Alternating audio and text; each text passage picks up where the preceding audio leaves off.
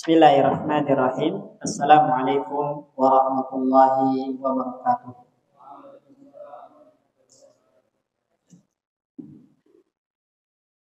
Alhamdulillah. Alhamdulillahilladzi hadana li hadza wa ma kunna linahtadiya laula an hadana Allah. Wassalatu wassalamu ala nabiyyina wa rasulina wa habibina Muhammadin al-Mustafa wa ala alihi wa ashabihi wa man tabi'ahum bi ihsanin ila yaumil qiyamah wa ba'du. Subhanaka la ilma lana illa ma 'allamtana innaka antal alimul hakim. Rabbana 'allimna ma yanfa'una wanfa'na bima 'allamtana wa zidna ilma. Rabbi shrah li sadri wa yassir li amri wahlul 'uqdatam min lisani yafqahu qawli. Jamaah kaum muslimin, teman-teman yang dimuliakan oleh Allah Subhanahu wa taala. Alhamdulillah, dengan karunia hidayah dan taufik dari Allah Subhanahu wa taala, sore hari ini kita bisa melanjutkan kembali pembacaan kita terhadap kitab Qawaid Qur'aniyah, kaidah-kaidah yang dinisbatkan kepada Al-Qur'anul Karim, yang mana kaidah-kaidah ini sangat penting untuk kita praktekkan dalam kehidupan sehari-hari kita. Insyaallah kita akan masuk ke kaidah yang kedua, yang mana kaidah yang kedua ini nanti berkaitan tentang bagaimana kita bersikap terhadap takdir-takdir Allah Subhanahu wa taala.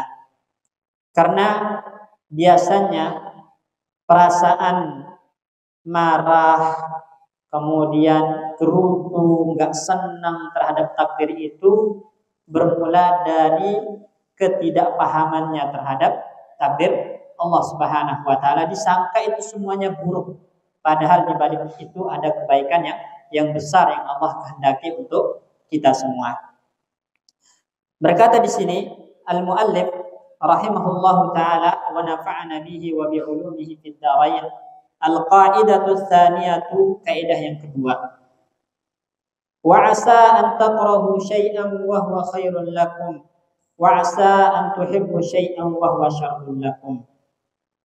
Bisa jadi kalian tidak menyukai sesuatu, tidak senang terhadap sesuatu, padahal itu adalah kebaikan bagi kalian. Jadi Allah jadikan dalam hal yang kita tidak suka itu ada kebaikan yang besar bagi kita. Sebaliknya, bisa jadi kalian suka, senang terhadap sesuatu, namun ternyata di situ ada keburukan yang besar bagi kita. Allah jadikan di situ ada keburukan yang besar. Ya, jadi ibrahnya di sini adalah apa yang Allah takdirkan untuk hambanya, apa yang Allah berikan untuk hambanya itu pasti yang paling maslahat untuk hamba tersebut. Walaupun terkadang secara pandangan mata manusia ini buruk, ini jelek, namun sejatinya di balik itu ada kebaikan yang besar yang Allah letakkan. Gitu. Jadi yang jadi poin itu adalah semua yang Allah takdirkan untuk kita, semua yang Allah berikan untuk kita itu pasti yang paling maslahat untuk kita. Berkata di sini penulis, hadhihi qa'idatun 'azimatun laha atharun balikun fi hayatil ladzina wa'auha. Ini adalah kaidah yang sangat besar, kaidah yang sangat penting yang memiliki pengaruh mendalam dalam kehidupan orang-orang yang memahaminya.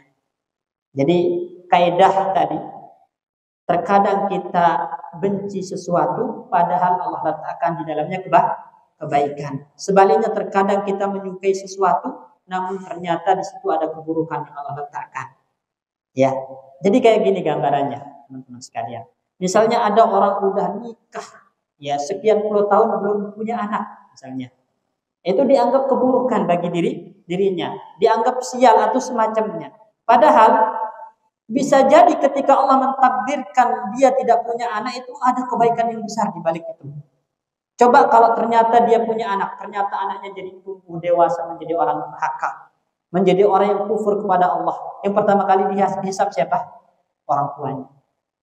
Jadi terkadang kita benci sesuatu padahal di situ ada kebaikan. Sebaliknya terkadang kita suka sesuatu padahal di situ ada keburukan yang Allah letakkan. Makanya Allah hindarkan kita dari hal-hal tersebut. Ya.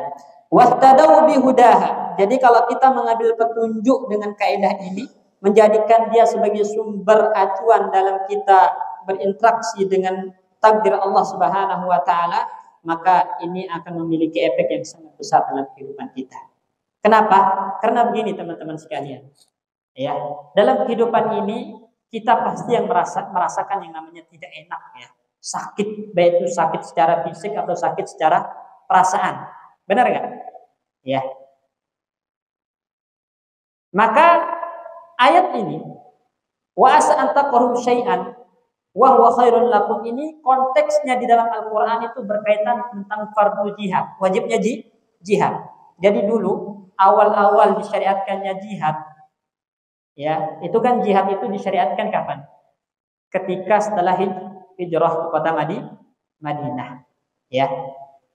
Awal-awal diperintahkan untuk berjihad, banyak para sahabat itu enggak mau. Makanya syariat jihad itu membedakan siapa yang shadaqu fil iman, yang benar-benar beriman tunduk terhadap perintah Allah dan Rasulnya, siapa yang imannya neko-neko gitu kan. Jadi ketika turun ayat perintah jihad itu banyak yang enggak mau. Banyak yang enggak mau berjihad. Katanya ngapain berjihad? Ke medan perang bunuh diri. Ya. Buang-buang nyawa dan semacamnya. Ada yang mengatakan seperti itu, terutama orang-orang munafik. Maka Allah turunkan ayat ini. Bisa jadi kalian membenci sesuatu, kalian enggak mau berjihad, tapi di dalam jihad itu Allah letakkan kebaikan yang besar bagi kalian. Sebaliknya, bisa jadi kalian menyukai sesuatu, yaitu duduk-duduk di rumah kalian, enggak mau terjun ke medan perang, namun ternyata di situ ada keburukannya yang besar bagi kalian. Jadi Allah tegur di sini. Allah perintahkan kepada kalian untuk begini, kemudian kalian tidak suka dengan perintah Allah. Kalian anggap itu buruk, padahal di balik itu ada kebaikan yang besar untuk kalian. Ini. Ya. Kemudian ini kan apa yang tidak disukai oleh orang-orang yang enggak mau jihad itu? Tadi, penyakit secara fisiknya tadi. Kalau saya terjun ke medan perang, saya mati, saya luka, bisa hilang tangan, bisa hilang kaki gitu kan. Ini kan buruk secara pandangan mata kita, ini sesuatu yang buruk, yang jelek. Ya. Tapi di situ ada kebaikan besar yang Allah kehendaki. Apa itu? Dengan itu Allah angkat derajat kita. Kalau kita mati syahid dibalas dengan surga, ya, dan yang semisalnya. Kemudian juga di dalam surat An-Nisa juga Allah berfirman, fa in karihtumuhunna fa asa an taqahu syai'an wa yaj'alallahu fihi khairan katsiran. Jika kalian tidak suka, benci dengan beberapa sifat dari istri kalian, ya, maka bisa jadi Allah jadikan dalam sesuatu yang kalian tidak sukai, kalian benci itu ada kebaikan yang besar. Ya. Biasanya yang membuat kita tidak suka terhadap istri itu apa? Sifatnya, ya kan? Sifat-sifat itu menjadi serangan fisik atau serangan batin. Penyakit fisik atau batin? Batin. Nah, ayat ini berbicara tentang apa? Kalau jihad itu bisa menjadi penyakit, sesuatu yang buruk secara fisik, kalau hubungan suami istri, akhlak istri yang jelek itu bisa menjadi penyakit secara batin. Namun kalau kamu mempertahankan istrimu, jadi ayat ini berkaitan tentang mempertahankan istri yang mungkin tidak kita sukai beberapa sifatnya, tapi kita berusaha mempertahankannya lillahi ta'ala, maka bisa jadi di balik itu Allah menjadikan kebaikan yang besar. Ya. Nah, jadi kata khairan katsira ini tafsir untuk khairun yang ada dalam ayat yang pertama. Kalau dalam ayat yang pertama wa huwa khairun lakum itu adalah kebaikan bagi kalian, kebaikannya mutlak. Kemudian Allah perjelas kebaikan yang bagaimana? Katsira, kebaikan yang banyak. Kebaikan yang banyak, ya. Nah, baik. Jadi ini kaidahnya teman-teman sekalian ya. Jadi kaidahnya itu apa? Sesuatu yang kita tidak sukai itu bisa jadi Allah jadikan kebaikan yang banyak di situ. Ya, antum suka sakit enggak? Enggak. Namun di balik penyakit itu ada kebaikan yang besar, sehingga kita harus redha dengan takdir Allah gitu loh maksudnya. Ya. Kita harus redha. Sebuah kekeliruan ketika orang ditimpa sesuatu yang menyakitkan secara takdir, misalnya dia sakit, terkena musibah atau apa, gerutu, ngeluh dan semacamnya. Kemudian setelah nggak ada solusi baru mengatakan ya udah saya bersabar. Keliru ini. Sabar itu kapan? Ketika musibah pertama kali menimpa. As-sabru inda sadmatil ula. Sabar itu adalah ketika pertama kali musibah menimpa. Ini. Bukan setelah tidak ngeluh sana sini, nggak ada solusi baru bilang sabar. Itu bukan sabar, ya. Makanya sabar itu dibagi menjadi 3. Sabar ala taatillah, bersabar supaya terus berada di atas ketaatan kepada Allah Subhanahu wa taala. Sabar itu artinya menahan diri, Pak ya. Sabar itu menahan diri, menahan diri supaya terus taat kepada Allah, jangan keluar dari ketaatan. Ini namanya sabar dalam ketaatan. Kemudian yang kedua, sabar an maksiatillah. Sabar dari berbuat maksiat. Artinya apa? Tahan diri jangan sampai berbuat maksiat. Kemudian yang ketiga itu as-sabru ala aqdarillah al-mu'limah. Sabar terhadap takdir-takdir Allah yang menyakitkan. Ya, yang menyakitkan. Karena menyakitkan ini maksudnya adalah menyakitkan bagi kita. Namun kalau dinisbatkan kepada Allah itu baik. Nggak ada yang buruk kalau disandarkan kepada Allah. Sakitnya, nggak enaknya itu kalau disandarkan kepada kita. Ya, contoh tadi apa? Ya, miskin. Miskin itu enak nggak? Hah? Enak nggak jadi orang miskin? Kekurangan, nggak enak, gitu kan? Nggak enak. Ya. Tapi kalau kita reda dengan takdir Allah, kalau kita reda dengan ketetapan Allah Subhanahu Wa Taala, maka itu akan membuat kita lapang menerima kemiskinan tersebut. Kita akan tenang. Oh, ini udah takdir Allah, ini udah ketentuan Allah. Sembari usaha, ya sembari usaha. Mungkin kalau Allah jadikan saya kaya, saya menjadi orang yang sombong, gitu kan? Akhirnya Allah jadikan saya miskin karena disinilah letak kebaikan. Ya, ini yang maslahat bagi saya. Gitu loh maksudnya, teman-teman ya. Jadi terkadang kita menginginkan sesuatu, tapi ternyata itu keburukan bagi kita. Sebaliknya terkadang kita benci sesuatu, ternyata itu kebaikan bagi kita. Kayak tadi, Allah takdirkan kita miskin. Ya udah. Ya udah, kita reda dengan takdir Allah, kita terima takdir Allah Subhanahu wa taala karena ini yang maslahat untuk kita. Kalau seandainya Allah jadikan kita kaya, justru bisa menjadi keburukan bagi kita. Bisa jadi orang sombong, lupa kepada Allah, semakin jauh dari Allah Subhanahu wa taala dan yang semisalnya. Sebaliknya, ya kita ingin miskin tapi Allah jadikan kaya, ya kaya. Misalnya, kita ada orang yang udah kayaknya banyak ingin merasakan hidup seperti orang miskin sederhana dan apa. Kalau dia dijadikan miskin bisa jadi itu keburukan bagi dia. Ya, akhirnya bisa kufur. Yang tadi dengan kaya dia bisa berimpak, sedekah, semakin taat kepada Allah. Kalau miskin bisa dia menggadaikan iman. Allah Maha tahu di mana Allah letakkan kemaslahatan untuk hambanya, sehingga kita harus ridho dengan takdir dan ketetapan Allah Subhanahu wa taala. Ya. Baik. Jadi nggak ada yang buruk teman-teman ya kalau disandarkan kepada Allah. Makanya Nabi dalam hadis mengatakan ajaban li amril mu'min. Saya heran dengan urusan orang-orang beriman. Kulluhu lahu khair. Semua urusan orang-orang beriman itu baik, nggak ada yang buruk.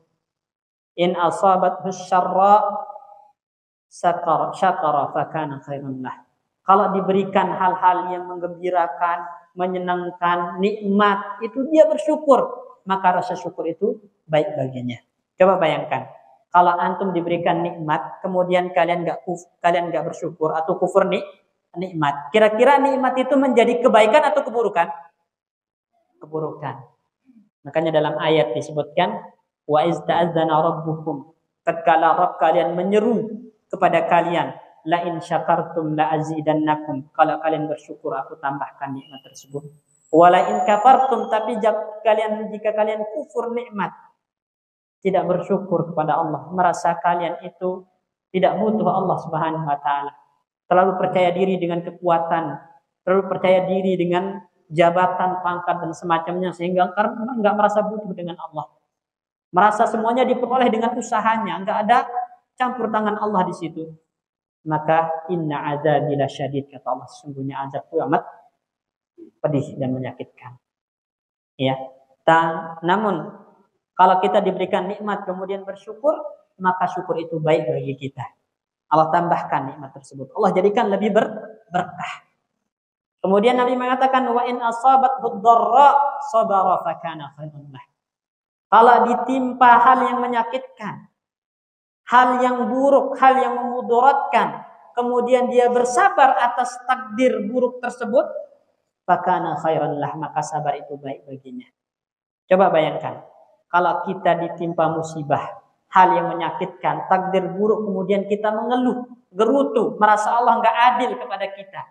Kira-kira Allah senang atau sebaliknya murka kepada kita? Karena kita gerutu tadi. Murka. Murka. Makanya dalam hadis yang lain disebutkan, Innallaha idza ahabba qauman ibtalahu, kata Nabi. Allah itu kalau mencintai seseorang, senang sayang sama seseorang, ibtalahu, Allah uji. Allah berikan ujian. Ya. Fa in radiya falahu ridha. Kalau dia ridha dengan ujian Allah, dia terima dengan lapang dada ujian Allah, dia terima dengan sabar, ridha, falahu ridha, maka baginya ridha Allah Subhanahu wa taala. Wa in, kata Nabi, wa in sakhita falahu sukhtu. Sebaliknya kalau dia murka, marah dengan ujian Allah, enggak ridha dengan ujian Allah, mengeluh, gerutu, maka baginya murka Allah Subhanahu wa taala. Kira-kira kalau Allah murka sama kita, apakah kita akan mendapatkan kehidupan yang tenang, hati yang lapang, hati yang lepas dari gundah dan sedih? Enggak. Karena Allah murka kepada kita. Ya. Jadi fa'in, ya, apa kata Nabi tadi? Jika ditimpa oleh sesuatu yang mudaratkan, fasabara fakana khairan lah. Dia bersabar dengan takdir buruk tersebut, maka itu kebaikan baginya. Ya. Karena tadi apapun yang menimpa kita dari takdir Allah itu pasti itu yang paling maslahat untuk kita. Makanya dalam hadis yang lain Nabi Shallallahu Alaihi Wasallam bersabda, "Ma yusibul muslimu min nasabin wala wasabin wala hammin wala haznin." Ya, tidaklah seorang mukmin, seorang muslim ditimpa oleh musibah, ditimpa oleh kelelahan, ditimpa oleh kesedihan, kegundahan, perasaan galau, baik secara fisik ataupun secara batin tadi kan. Hatta syaukatu yushakuha, kata Nabi, sampai duri yang nusuk dia itu menjadi kafarah, menjadi penggugur dosanya. Penggugur dosa. Nah, artinya bisa jadi ketika kita ditimpa takdir buruk itu karena dosa kita banyak. Kemudian Allah ingin menggugurkan dosa-dosa tersebut, dan itu kebaikan bagi kita. Makanya tadi, ya, pilihan Allah itu yang terbaik, sehingga kita harus ridha, lapang menerimanya. Itulah buah dari beriman kepada qada dan qadar. Ya, qada dan qadar. Kemudian wa ma'nal qaidati bi ikhtisarin, kata Syekh, makna kaidah ini secara ringkas, annal insana qad yaqa'u lahu syai'un minal aqdaril mu'limah. Terkadang seseorang itu ditimpa oleh takdir-takdir yang menyakitkan. Allati takrahuha nafsuha, yang tidak disenangi oleh jiwanya.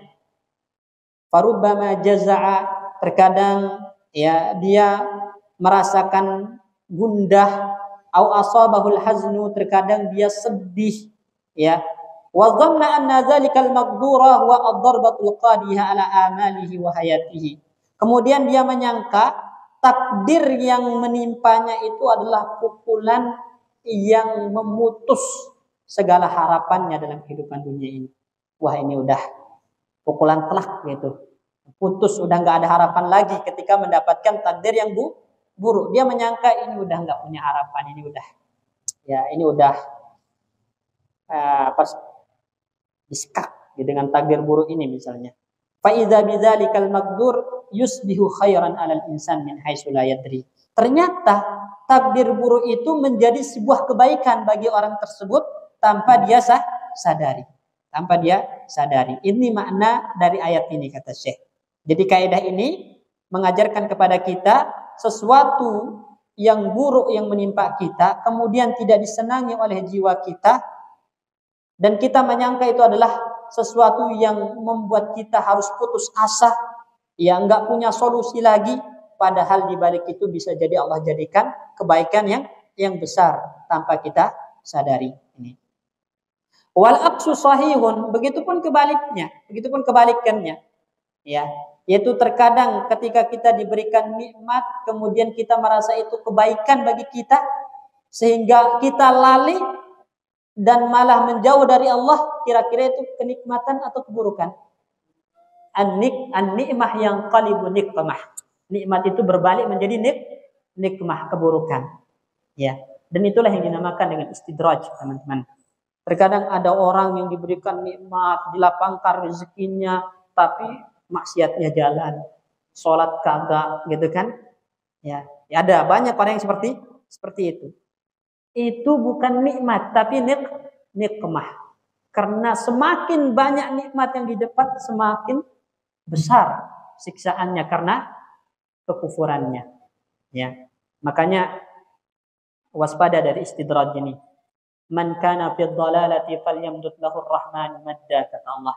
Barang siapa yang udah berada di dalam kesesatan, kemudian dia terperdaya dengan kesesatannya, wah, walaupun saya sesat, walaupun enggak sholat, tapi rezeki saya lancar.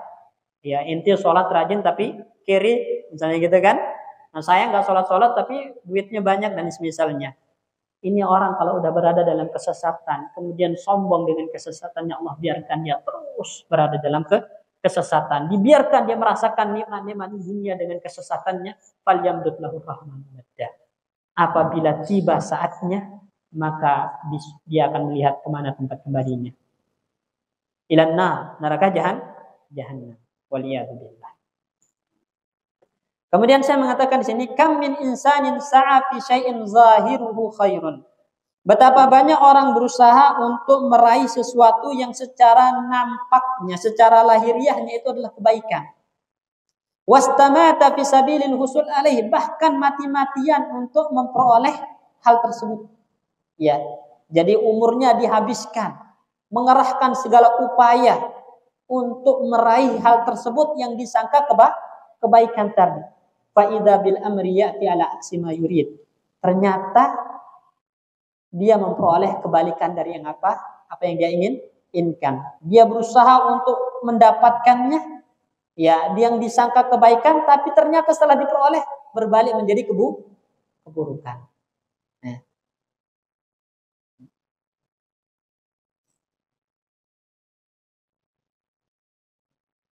Baik. Kemudian kita akan lihat bagaimana contoh praktek, ya, dari ayat ini dalam Al-Quran. Kisah-kisah yang ada dalam Al-Quran sehingga kita bisa praktekkan atau aplikasikan dalam diri kita. Pertama, pernah dengar kisahnya Ummi Musa, Nabi Musa alaihissalam, ibunya Nabi Musa, ya.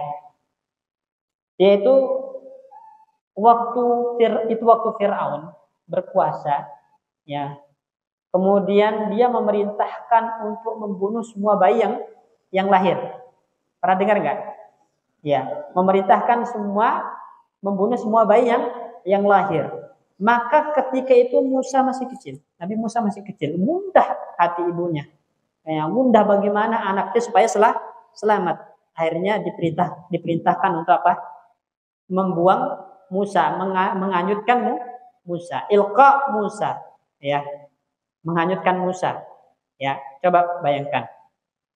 Antum kalau jadi orang tua, ya, menghanyutkan anak di lautan, di sungai itu, kira-kira itu perasaannya bagaimana? Ya, perasaannya bagaimana? Itu Ummu Musa, ibunya Musa, ya, diperintah untuk menghanyutkan anaknya. Kira-kira perasaannya bagaimana? Ya. Ini kan pasti itu sesuatu yang menyakitkan secara batin, gitu kan? Ya.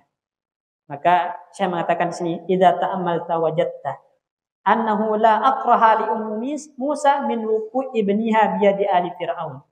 Ya. Jadi kalau Anda renungi, Anda akan dapati tidak ada hal yang lebih menyakitkan bagi ibunya Musa daripada jatuhnya Musa kepada tangan Fir'aun. Ya, jadi kan Musa dihanyutkan oleh ibunya, kemudian diambil oleh siapa? Keluarga Fir'aun. Ya kan, dirawat oleh keluarga Fir'aun. Yang tadi Fir'aun ini memerintahkan untuk membunuh semua anak. Ya. Ya. Jadi dia ingin anaknya selamat, lepas dari tangan Firaun dengan dia apa? Dihanyutkan di laut, malah pindah ke tangan Firaun. Gimana coba mangkalnya? Sakit hatinya kayak apa? Saya rela menghanyutkan anak saya supaya nggak jatuh ke tangan Firaun. Malah sekarang diambil Firaun. Jadi semakin tidak disukai oleh Umi Musa. Namun dia akan melihat bagaimana kebaikan di balik semua itu. Ya. Jadi di masa depan Ummu Musa melihat bagaimana ya kebaikan-kebaikan di balik sesuatu yang dia tidak sukai tersebut. Ya, makanya di akhir ayatnya wallahu ya'lamu wa antum la ta'lamun. Allah itu Maha tahu mana yang terbaik untuk kamu sedangkan kamu tidak tahu. Jadi terkadang sesuatu yang kita tidak senangi, tidak sukai itu Allah tetapkan untuk menimpa kita.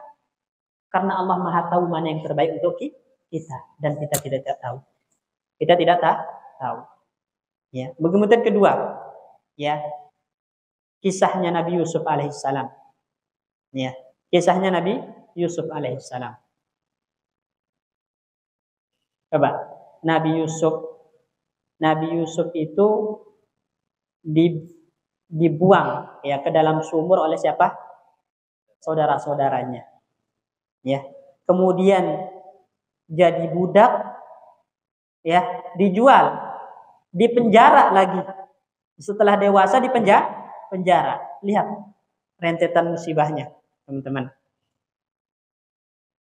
Dibuang ke sumur oleh saudaranya sendiri. Yalah, oleh saudara sebapaknya. Saudara sebapaknya.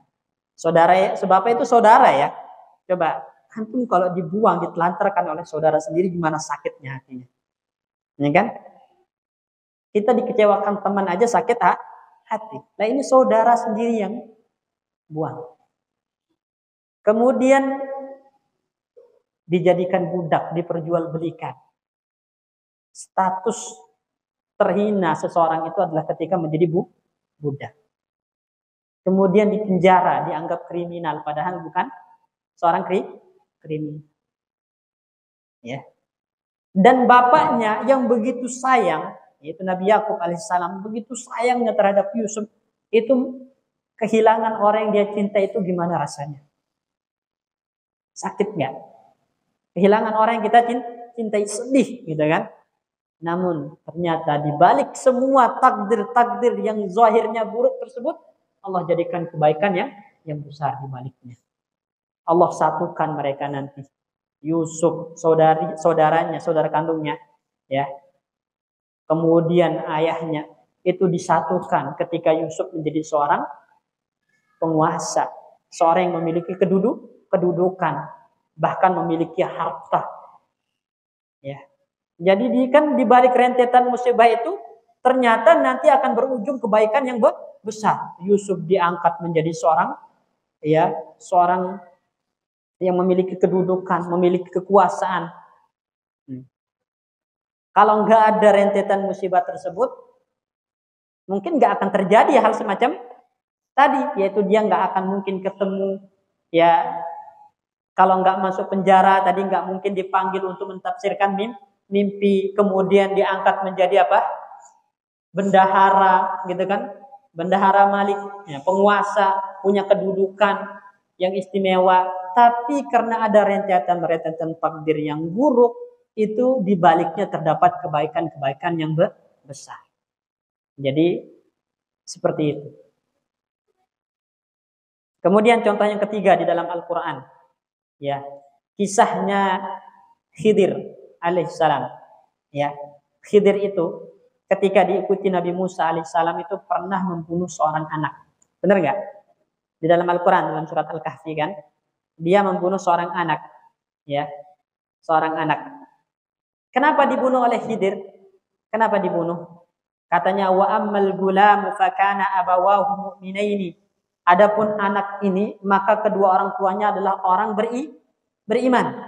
Ya, jadi kedua orang tua anak ini adalah orang beriman. Fa khashina an yurhiqahuma tughyanan wa kufra. Kami takut, ya, nanti kalau anak ini udah menginjak masa remaja, itu membuat kedua orang tuanya menjadi orang yang kufur, orang yang jauh dari Allah Subhanahu wa taala, maka dibunuh oleh Khidir. Ya. Faradna ayyubdilahuma rabbuhuma khaira. Maka kami ingin ya Rabb mereka berdua menggantikan untuk mereka berdua itu dengan yang lebih baik, anak yang lebih baik. Wa aqraba ruhma, dan lebih memiliki belas kasih kepada kedua orang tuanya, lebih berbakti kepada orang tuanya. Perhatikan di sini teman-teman sekalian. Ketika Khidir membunuhnya itu disandarkan kepada siapa? Dirinya. Fa khashina ayyurhiqahuma. Ini menunjukkan keburukan itu nggak boleh disandarkan kepada Allah. Ya. Jadi dia walaupun Khidir ini membunuh anak itu karena pasti memiliki ilmu ilham dari Allah. Kalau anak ini nanti akan menjadi orang yang durhaka, yang membuat kedua orang tuanya kufur. Tapi karena perbuatan membunuh itu buruk, ya kan? Sesuatu yang buruk, dia nggak sandarkan kepada Allah, disandarkan kepada dirinya. Ya, kami membunuhnya karena kami khawatir nanti kalau dia udah remaja akan membuat kedua orang tuanya kufur kepada Allah. Namun ketika kebaikan disandarkan kepada Rabb-nya, kepada Allah. Fa'aradna ayyubdilahuma rabbuhuma.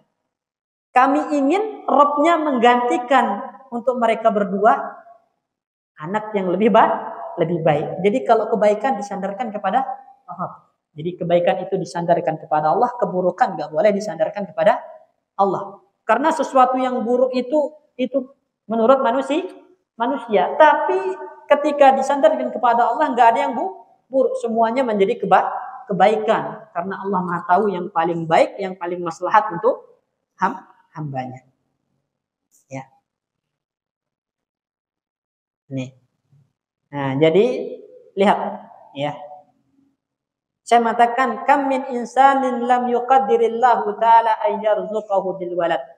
Betapa banyak orang yang belum ditakdirkan oleh Allah untuk diberikan rezeki seorang anak. Betapa banyak. Ya enggak? Ada orang nikah 10 tahun belum punya anak. Ya, ada yang udah 15 tahun belum punya anak. Maka fadhaqa lidzalika sadruhu.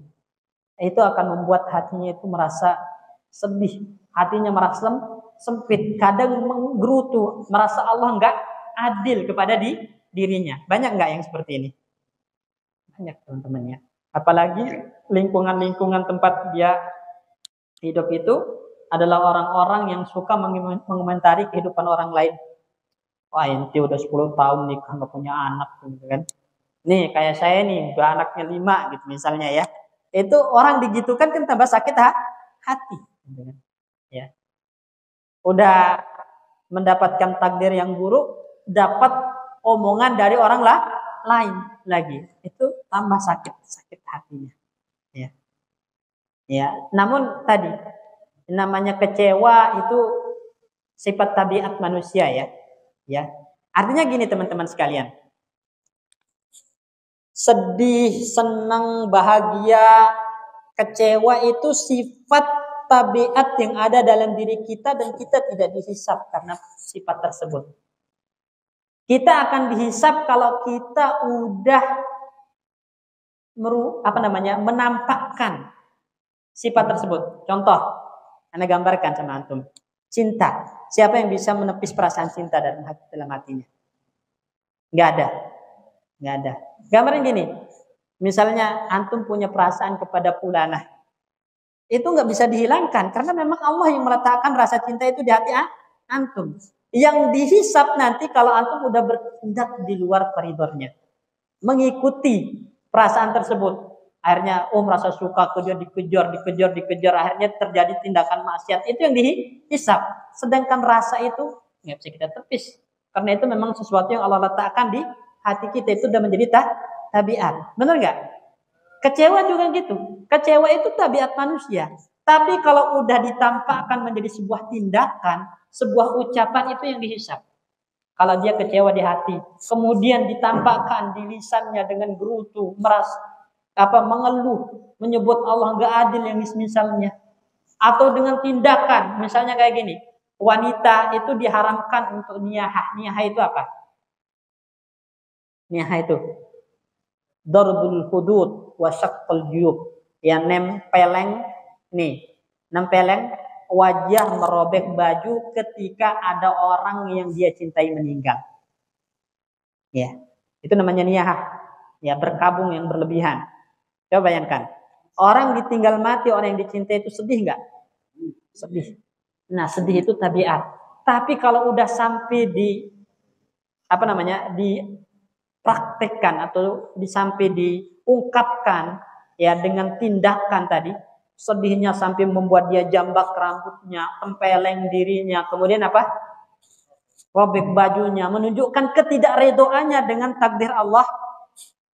Nah, itu yang dihisab, itu yang haram. Ya, makanya tadi kalau nggak punya anak 10 tahun menikah, kemudian ada perasaan kecewa, perasaan sedih, itu wajar. Karena itu tabiat. Namun itu akan menjadi bahaya ketika itu dibiarkan terus larut.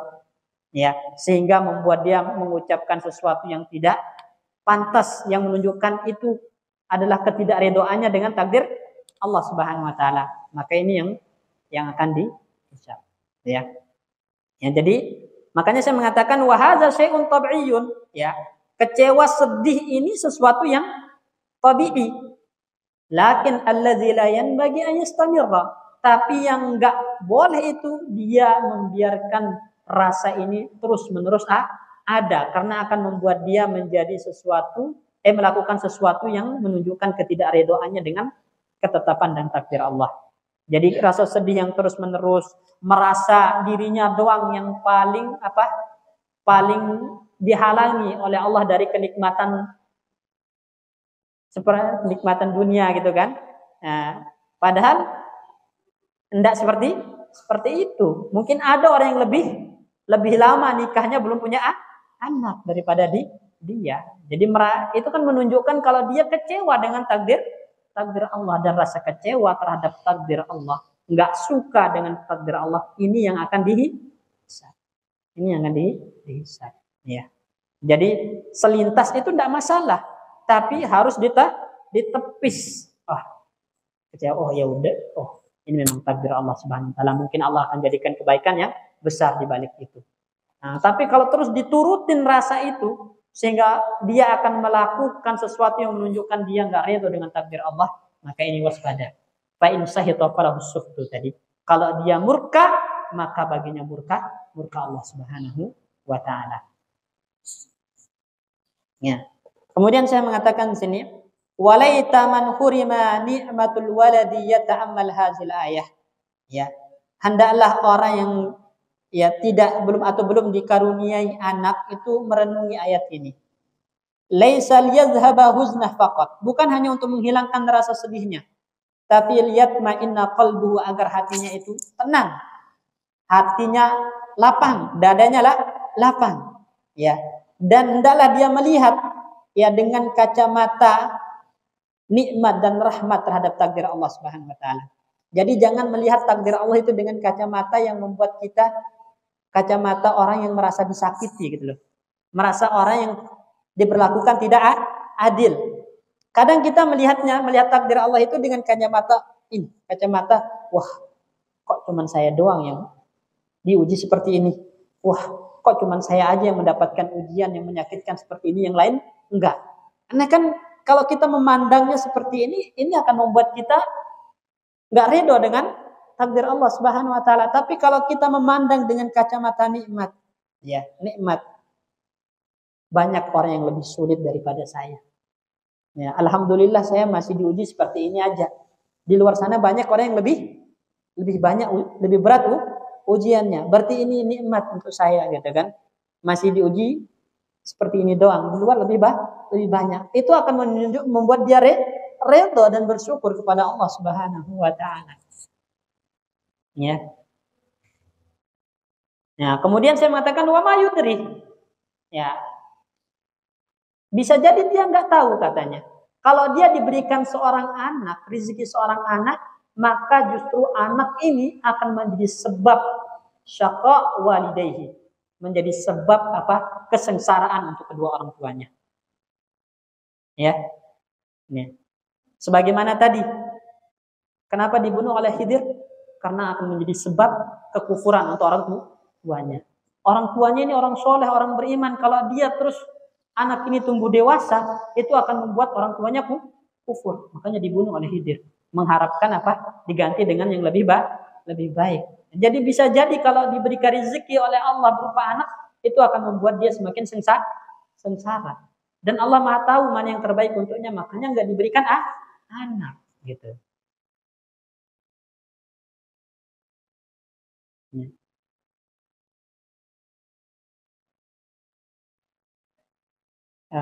Jam berapa aja?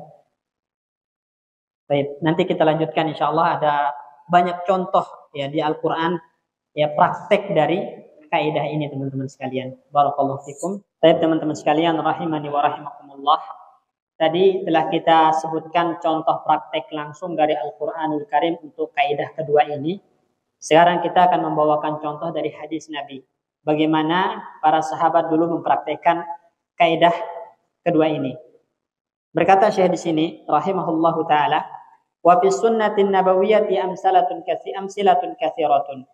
Dalam sunnah nabawiyah, maksudnya dalam hadis, itu banyak contoh-contoh yang merupakan praktek dari kaidah ini. Misalnya lamma mata zauju Ummi Salamah, tatkala suaminya Ummu Salamah, sahabiyah, ya Ummu Salamah, suaminya mati yang bernama Abu Salamah. Taqulu Ummu Salamah radhiyallahu anha. Ummu Salamah berkata, sami'tu Rasulullah sallallahu alaihi wasallam yaqul. Aku mendengar Rasulullah sallallahu alaihi wasallam bersabda, "Ma min muslimin tusibuhu musibatun." Tidak ada seorang muslim pun yang ditimpa oleh musibah, fayaqulu ma amarahu Allah, kemudian dia mengucapkan apa yang diperintahkan oleh Allah. Apa perintah Allah kepada kita ketika kita ditimpa musibah? Mengucapkan inna lillahi wa inna ilaihi raji'un. Ya, jadi tidak ada seorang muslim yang ditimpa musibah kemudian dia mengucapkan ucapan yang diperintah oleh Allah untuk diucapkan, yaitu inna lillahi wa inna ilaihi raji'un. Allahumma ajirni fi musibati, ya Allah berikan pahala terhadap musibah yang menimpaku. Wahlub li khairan minha, dan berikan aku ganti yang lebih baik. Ya, berikan aku ganti yang lebih baik. Illa akhlafallahu lahu khairan minha, kecuali Allah pasti ganti dengan sesuatu yang lebih baik. Kemudian Ummu Salamah ini mempraktekkan hadis ini. Dia berkata, "Falamma mata Abu Salamah," tatkala Abu Salamah meninggal, suaminya meninggal, kemudian dia mengucapkan inna lillahi wa inna ilaihi raji'un. Ya, sempat dia berkata, "Ayul muslimin khairun min Abi Salamah." Siapa muslim yang lebih baik daripada Abu Salamah? Dia meragukan ada orang yang lebih baik daripada Abu Salamah ini. Karena menurut dia suami terbaik adalah Abu Salamah. Tapi dia menjalankan perintah Nabi.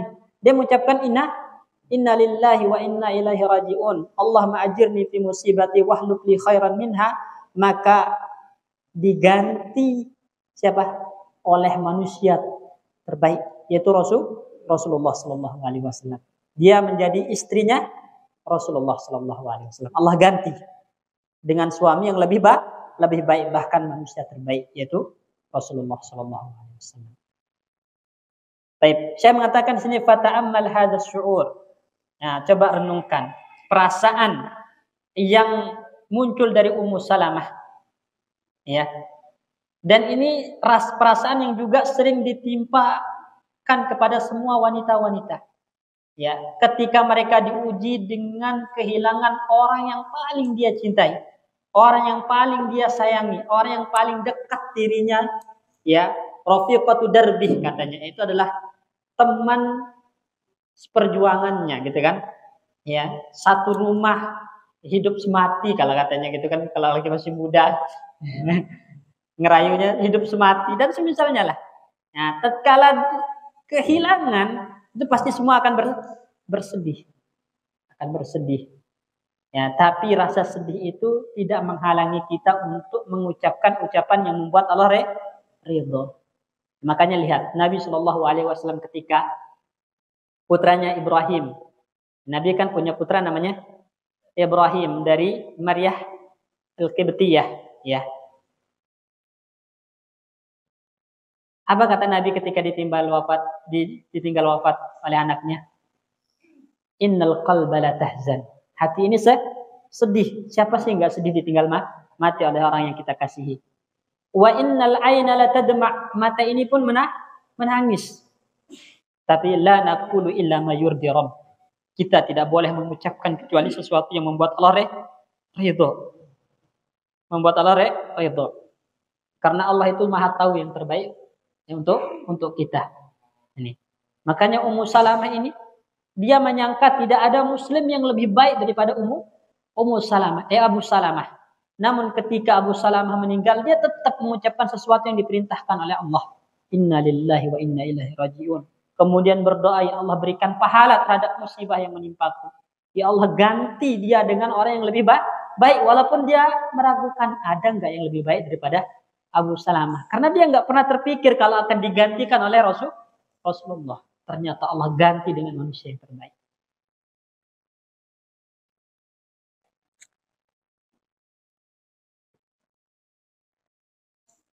Falamma fa'alat Ummu Salamah ma amaraha asy-syara' bihi min as-sabr wal istirja'. Tatkala Ummu Salamah menjalankan apa yang diperintahkan oleh syariat, bersabar atas musibah yang menimpanya.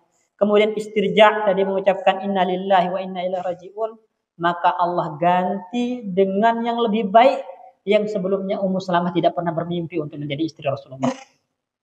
Sebelumnya Ummu Salamah enggak pernah terbayang untuk menjadi istri Rasulullah, tapi berkat kesabarannya, kemudian istirja'nya, doanya benar-benar Allah ganti dengan yang lebih baik. Makanya di sini hakadal mu'minah kata Syekh. Seorang wanita mukminah itu harus seperti ini. Harus seperti Ummu Salamah. Yajibu 'alaiha an la tahtasir sa'adataha.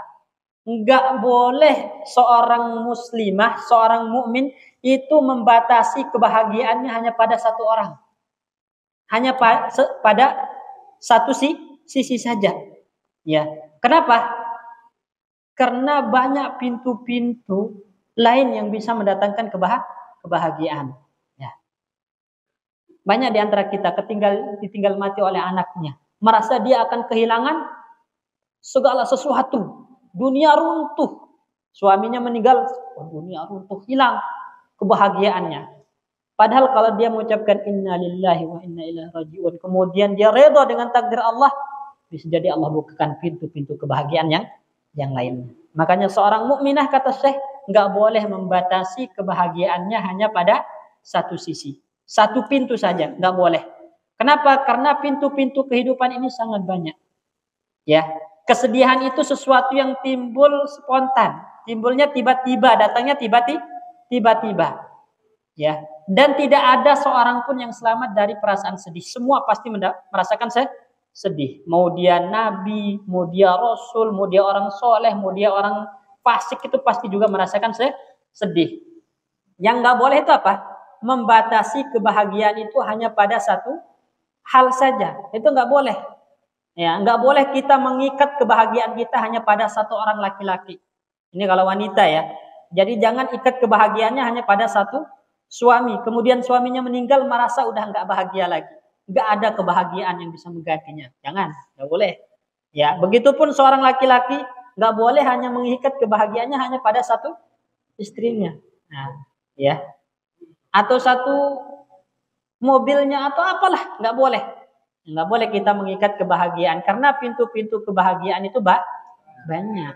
Ya, banyak, bahkan ada yang lebih baik. Tinggal kita menjalankan apa yang diperintahkan oleh Allah. Ketika kita kehilangan sesuatu, maka kita bersabar, menerima takdir Allah dan memohon ganti yang lebih baik. Insya Allah Allah ganti dengan sesuatu yang lebih baik. Wa fil waqi' qasasun katsiratun jiddan. Dalam realita ada kisah yang sangat banyak yang berkaitan tentang hal ini. Saya menyebutkan satu kisah di sini. Kisahnya luar biasa, teman-teman. Yaitu anna rajulan qadima ilal matar. Ada seorang itu datang ke bandara. Wa kana mujhidan ya ba'dha syai'. Ya. Fa akhadathu naumatun tarattaba alaihi an aqla'at at-ta'irah. Ya. Jadi orang ini datang ke bandara dan dia punya urusan yang sangat penting. Ya. Namun pas di bandara dia tertidur. tertidur, kemudian dia ketinggalan pesawat. Ya, tertidur, ketinggalan pesawat. Dan di pesawat itu jumlah penumpangnya itu lebih dari 300 penumpang. Ya, tatkala pesawatnya take off, ya, itu nggak lama kemudian hilang kontak. Pesawatnya hilang kontak, jatuh. Ya, jatuh. Ya, padahal orang ini belum tahu kejadian terkait pesawat tersebut. Dia merasa mangkel, merasa hatinya sempit gara-gara ketinggalan pesawat. Oh, saya punya urusan penting, ketinggalan pesawat, gimana? Mangkel ya, marah dia. Ya, namun dia nggak tahu. Ternyata pesawat yang udah take off tadi jatuh. Ya, jatuh. Dia tatkala tahu kondisi ya pesawat jatuh itu, dia dapat beritanya, informasinya, maka apa dia katakan? Dia kalau nggak salah dalam kisahnya, nggak disebutkan oleh saya di sini, itu dia merasa bersyukur, dia merasa menyesal dengan ucapan-ucapan sebelumnya, yang dia marah, sempat gerutu, ngedumel istilahnya. Tapi setelah tahu informasi berita kalau pesawat yang dia harus tumpangi jatuh dan tidak ada yang selamat, semuanya terbakar, mati semua, dia bersyukur pada saat itu. Dia menyesal mengucapkan ucapan tadi. Coba bayangkan, ya, sesuatu yang kita tidak sukai, ketinggalan pesawat itu kan dia bikin dia marah, nggak dia sukai. Namun ternyata Allah jadikan di situ keselamatannya, kebaikan baginya. Coba kalau dia mengatakan qadarallahu wa masya'a fa'al, ya sudah takdir Allah, saya ketinggalan pesawat, ya kan? Masya Allah, ya itu yang terbaik. Jadi intinya teman-teman, ya terkadang kita membenci sesuatu yang Allah takdirkan kepada kita dan nampaknya itu buruk bagi kita, tapi ternyata di situ ada kebaikan yang besar yang mungkin kita tidak tahu atau tidak kita sadari. Begitu sebaliknya, terkadang kita menginginkan sesuatu berkah, bahkan mengerahkan segala upaya untuk meraihnya.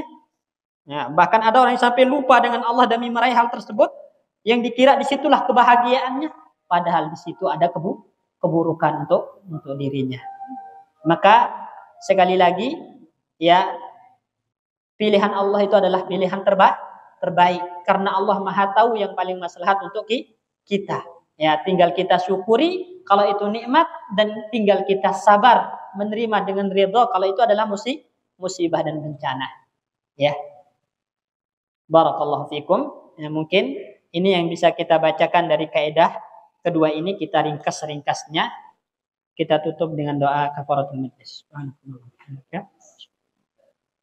Assalamualaikum warahmatullahi wabarakatuh.